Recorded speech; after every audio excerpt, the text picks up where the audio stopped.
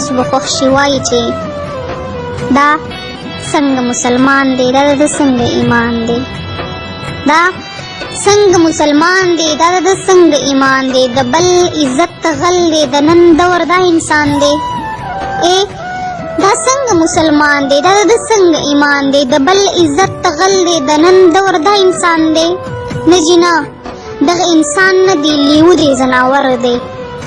نه جي نه، دغه انسان نه دی، لیو دی، زناور دی، د دین ایمان مذهب او د حیا نه ناخبر دی. پښتون یې که د بل وطن وګړی یې ځوانه، پښتون یې که د بل وطن وګړی یې ځوانه، په تا هم اعتبار ورک شو بې اعتباره بې ایمانه. د خدای او د رسول او د سنتو بې خبره زمونږ د دې زړونه دې پورته کړلو خړه.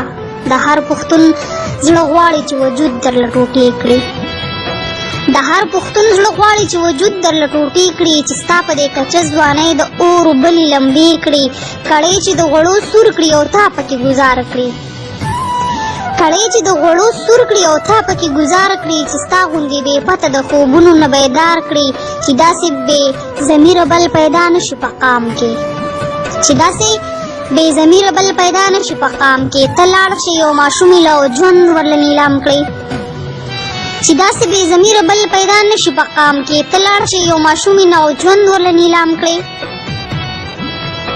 د مور د زړه د څړیکو د درد ځان خبر کړه، د مور د زړه د څړیکو د درد ځان خبر کړه، ځان ووژنه پانسي که ځان د تنه جدا سر کړه.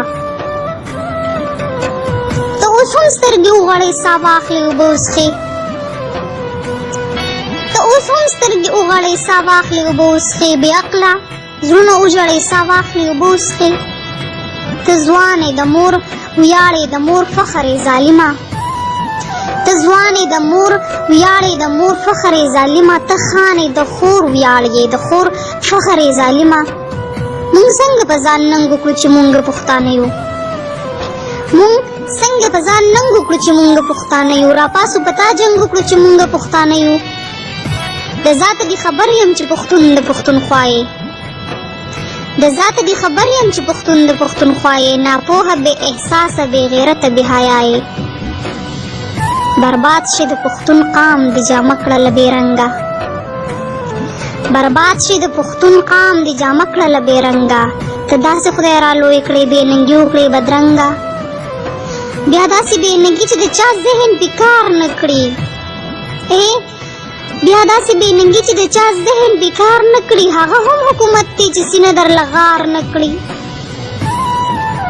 تا داسې د شیطان په لمس ځان عادت کړی، تا داسې د شیطان په لمس ځان عادت کړی، ته داسې د پښتونولۍ پرې کوې جړې. ارمان دې پښتنه یم خو بې وسه پښتنه یم، ارمان دې پښتنه یم خو بې وسه پښتنه یم، دا زړونه مو جوړېږي ستا له ټسه پښتنه یم. دا سترګې پښتنې دي د کارغانو د خوراک شه، دا سترګې پښتنې دي د کارغانو د خوراک شه، له حد کې ورځې شپې دي د مارانو د خوراک شه، راتنګ در باندې قبر شه هډوکي دې ټول مات شه، راتنګ در باندې قبر شه هډوکي دې ټول مات شه، چې خلاصه پښتونخوا شي درنه نوم دې هم میراث شه.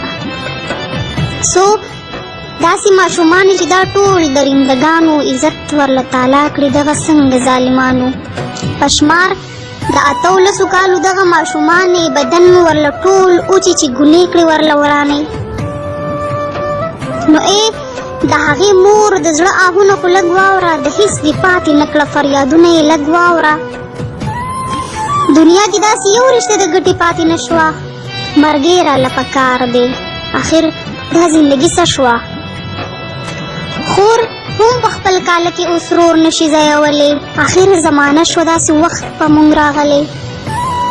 اخلاص سوچ دې راغونډ کړه، د نن دور انسانان دي، اخلاص سوچ دې راغونډ کړه، د نن دور انسانان دي، د بل عزت تغله دي، د عزت خریداران دي.